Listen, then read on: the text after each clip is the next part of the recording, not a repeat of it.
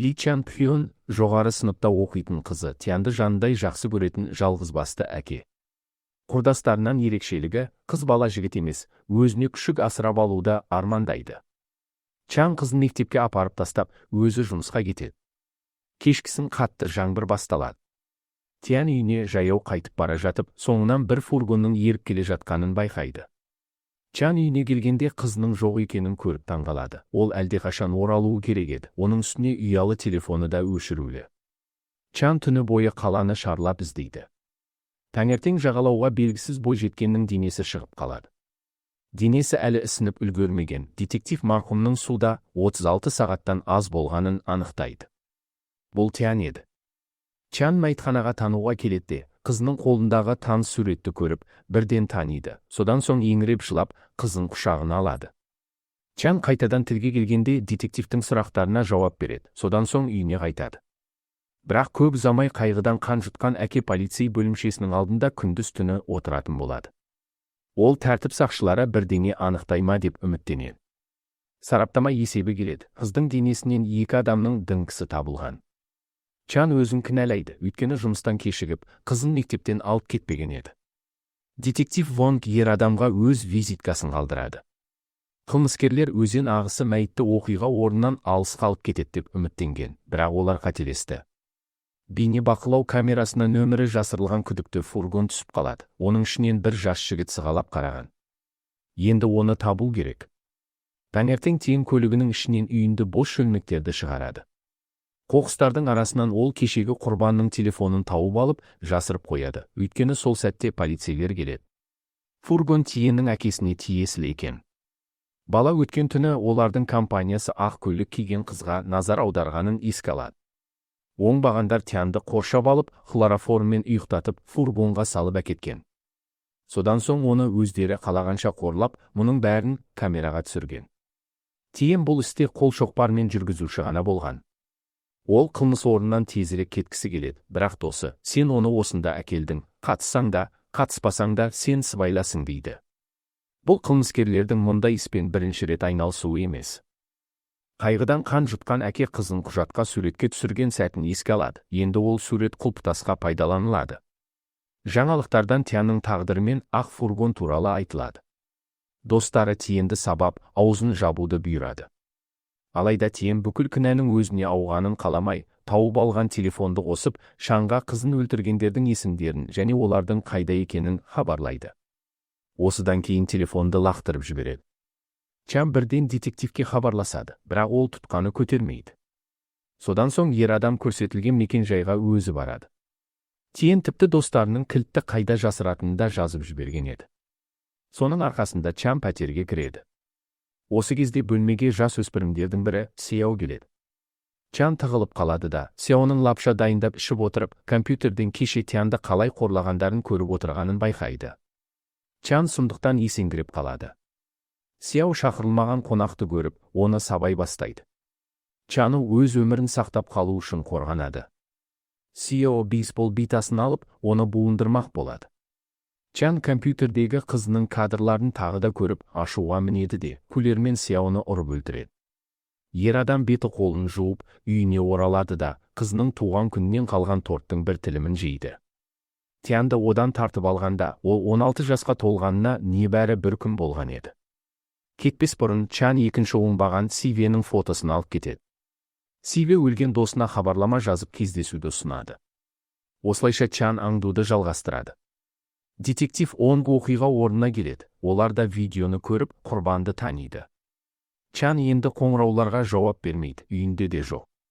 Бірақ қоқыс жәшігінен оның қан жоса болған киімдері табылады. Полицейлер өлтірілген жас жігіттің 2 оқушымен араласқанын анықтайды. Тянды компьютерлік клубтан тез табады. Ол Сивенің қайда екенін білмейтінін айтады.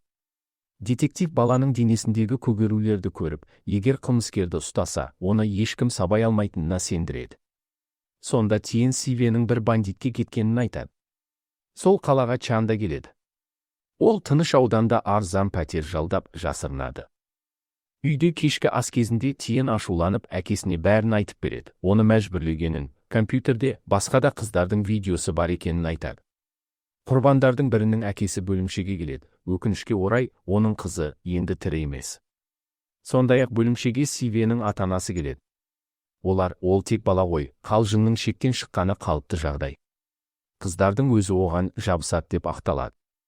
Кәсіпкер әдеттегідей ақшамен құтылмақ болады, бірақ бұл жолы олай болмайды. Оған басқа құрбанның әкесі тап береді. Маған қызымды қайтарып бер. Сивенің анасы болса, біздің ұлымыз да құрбан, бәлкім сіздің қызыңыз өзін дұрыс ұстамаған шығар дейді.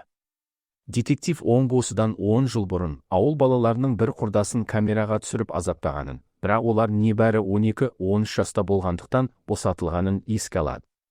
Чан Сивені қайдан табатынын білмейді, сондықтан компьютерлік клубтарда аралай бастайды. Басқа құрбанның әкесі Чанның ұсталмауын және жас қылмыскерлерді өзі азаптауын тілейді. Чан Сиве түскен видеоларды мұқият зерттеп, бір дерек табады. Ол шағын бандиттер ұстайтын автошеберхананы тауып алады. Ол жерде төбелес басталып, Чан мылтық тартып алады да, Сивенің иесіз қалған қонақ үйде жасырынғанын біледі.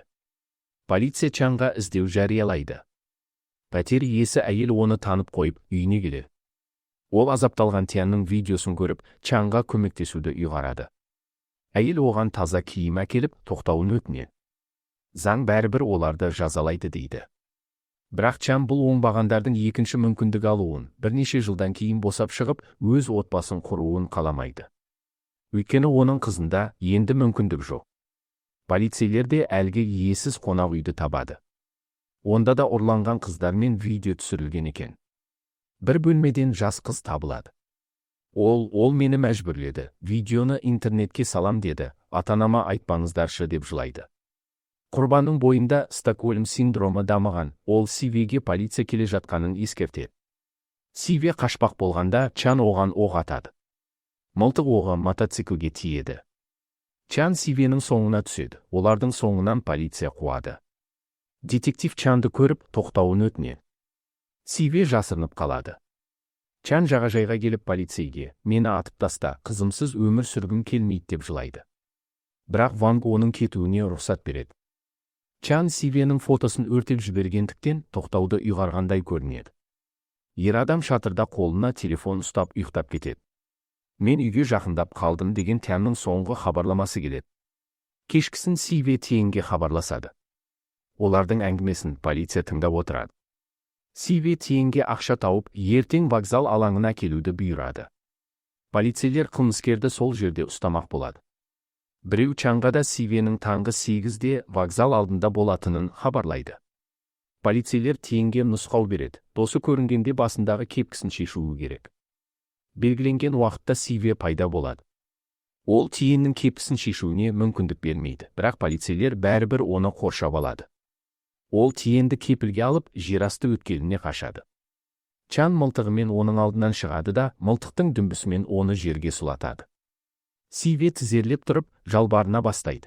Әкем сізге қанша ақша десеңіз де береді, мен берілемін. Дейді ол полицейлерге қарап. Детектив Ванг Чаннан тоқтауды және қылмыскердің сотталғанын көруді сұрайды. Бірақ Чан, сен менің қызымды өлтірдің деп қайталайды да, оқ атады. Дәл сол сәтте полицейлер де Чанды атып өлтіреді. Чанның оғы Сивенің бетінің бір бөлігін жұлып әкетеді. Өлер алдында Чан қызын есіне алады, оның қолында Тянның бойтұмары қысылып тұр еді. Жарты жылдан кейін Сивеге 15 жылға бас бостандығынан айыру үкімі шығады. Тян мерзім алмай мектебіне оралады. Сивенің орнын басқа құрбанның әкесі айтып бергені белгілі болады. Финалда біз егер сол күні Чан жұмыстан кешікпегенде, бәрі басқаша болар еді деген көріністі көреміз. Ол қызына күшік сыйлап, екеуі бақытты үйлеріне қайтар еді.